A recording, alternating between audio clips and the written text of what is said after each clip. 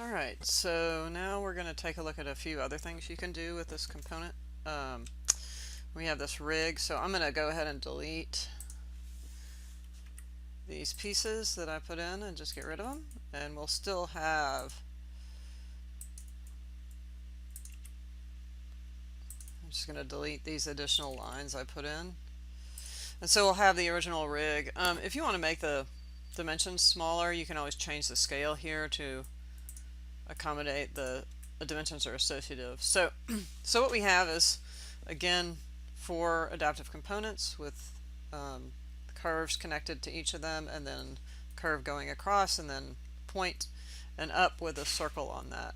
So what I want to do now is we're just going to create a couple of different possibilities. So having a rig, you can do a lot of different things with it. So what I'm going to do with this one, first let's just turn these off for a minute. I'm going to come down here and hide category for those dimensions.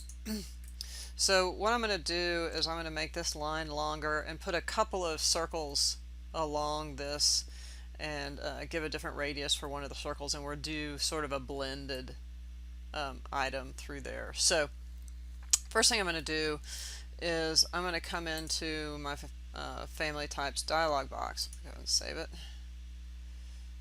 And I'm going to make a new type.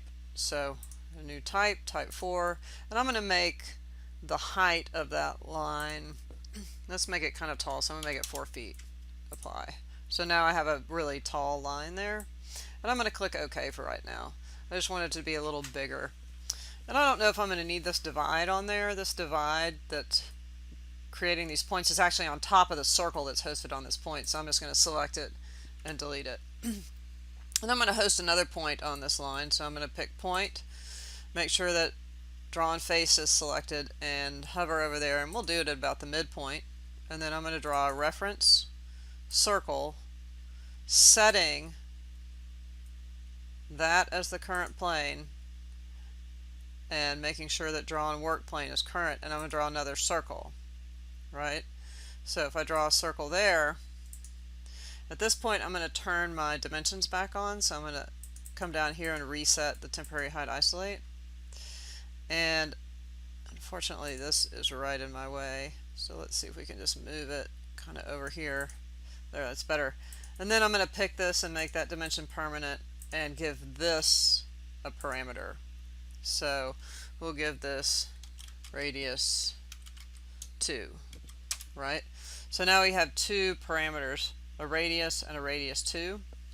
So what we can do with this is we now have a radius and a radius 2, and I can set this to, like, let's set it to radius times 2, right? So something simple.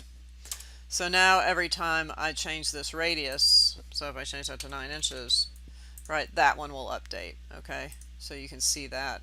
Now we can pick this, this, and this, and let's see if it'll create a form for us. So now we have that kind of form going on, right?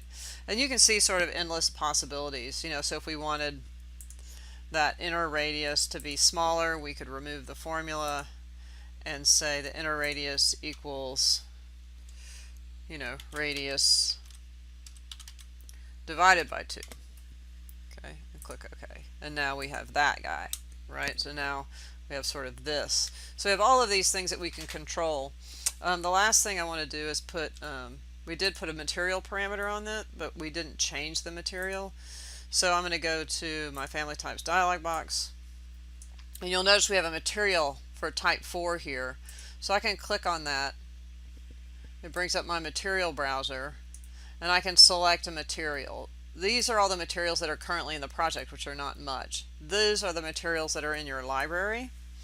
So if I scroll down, you know, and find steel paint finish, and I'm going to click over here, use render appearance, and I'll click OK for that, and let's apply that. Click OK.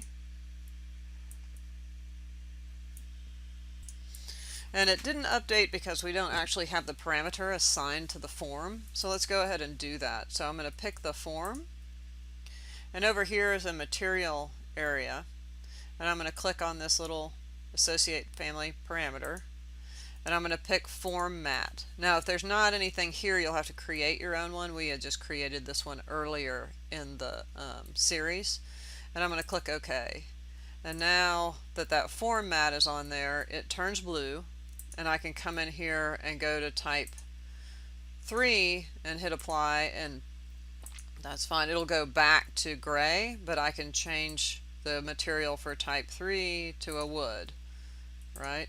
And then click apply and OK and OK, and that will change to wood. So you can have, now I can flip out between type 3 and type 4, right? And they'll change size and material, and then if I go to type 2, it'll go back to the default material in a different size. Okay, so we've got that guy. So let's go in and reload that into our project. Right, so now you see that you've got this guy in here, and you can pick it and flip between the types. So if I go to type 3, right, there's the blue one. And then if I go to edit type, I have access to all my parameters. Now the next thing we'll do is we'll go in and we'll put maybe a reactor point on these guys just to see how that looks. Okay.